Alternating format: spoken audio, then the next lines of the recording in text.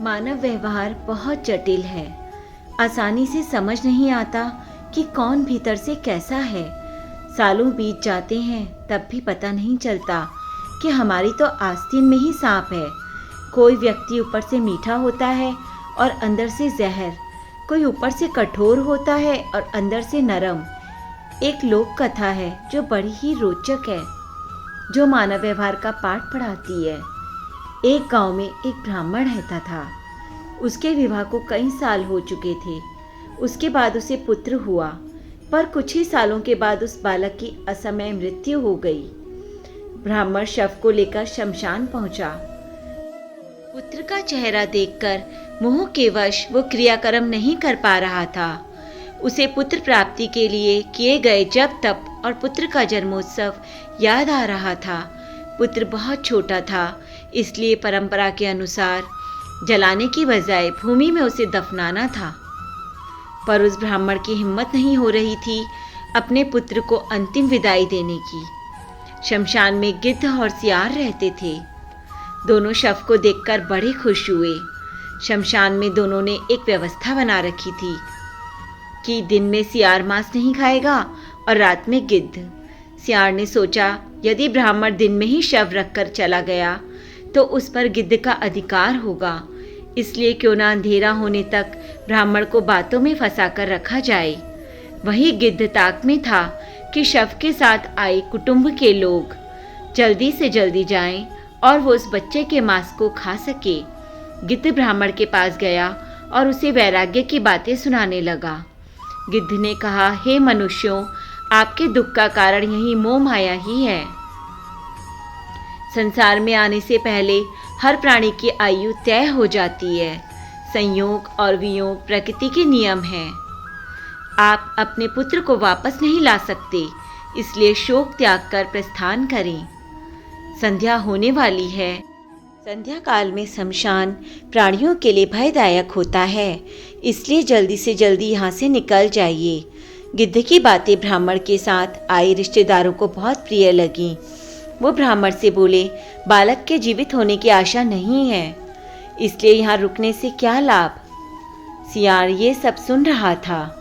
उसे गिद्ध की चाल सफल होती दिखी तो वो भागकर ब्राह्मण के पास गया और ब्राह्मण से कहने लगा, बड़े निर्दयी हो। जिसे प्रेम करते थे उसकी मृत देह के साथ थोड़ा भी वक्त नहीं बिता सकते, फिर कभी इसका मुख नहीं देख पाओगे। कम से कम संध्या तक तो रुक जाओ और जी भर के इसे देख लो। उन्हें रोके रखने के लिए सियार ने नीति की बातें छेड़ दी। जो रोगी हो, जिस पर अभियोग लगा हो और जो शमशान की ओर जा रहा हो, उसे बंधु बांधवों का सहारा चाहिए होता है। सियार की बातों से परिजनों को बहुत तसल्ली हुई और उन्होंने तुरंत वापस जाने का विचार छोड़ दिया। अब गिद्ध परेशान होने लगा। अब उसने कहना शुरू किया, तुम ज्ञानी होने के बावजूद इस कपटी शियार की बातों में आ गए। एक दिन हर प्राणी की यही दशा होनी है। शोक त्याग कर अपने अपने घर जाओ। जो बना है वो नष्ट होकर ही रहता है। तुम्हारा शोक मृतक को दूसरे लोक में कष्ट देगा। जो मृत्यु के अधीन हो चुका है, क्यों रो रो कर उसे व्यर्थ कष्ट देते हो। लोग चलने को तैयार हुए तो सियार फिर शुरू हो गया। ये बालक जीवित होता तो तुम्हारा वंश आगे न बढ़ाता। कुल का सूर्यास्त हुआ है, कम से कम सूर्यास्त तक तो रुक जाओ। अब गिद्ध को चिंता हुई। गिद्ध ने कहा, मेरी आयु 100 वर्ष की है। मैंने आज तक किसी को जीवित होते हुए नहीं देखा। तुम्हें शीघ्र जाकर इसके मोक्ष का कार्य आरंभ करना चाहिए। अब सियार ने कहना शुरू किया, जब तक सूर्य आकाश में विराजमान है, दैवीय चमत्कार हो सकते हैं। रात्रि में आसुरी शक्तियां प्रबल हो सकती हैं। मेरा सुझाव है कि थोड़ी प्रतीक्षा कर लेनी चाहिए। अब सियार और गिद्ध अपनी अपनी तरह से ब्राह्मण को चालाकी में फंसा रहे थे। ब्राह्मण का परिवार तय नहीं कर पा रहा था कि वो क्या करे। कभी वो सियार की बातों में आ जाते तो कभी गिद्ध की बातों में। आखिर में पिता ने बेटे का सिर गोद में रखा और जोर जोर से विलाप करने लगा। उस विलाप से शमशान भी कांपने लगा। तभी संध्या भ्रमण पर निकले महादेव और पार्वती वहां पहुंचे। पार्वती जी ने बिलखते परिजनों को देखा तो वो बहुत दुखी हो गईं। उन्होंने महादेव से बालक को जीवित करने का अनुरोध किया।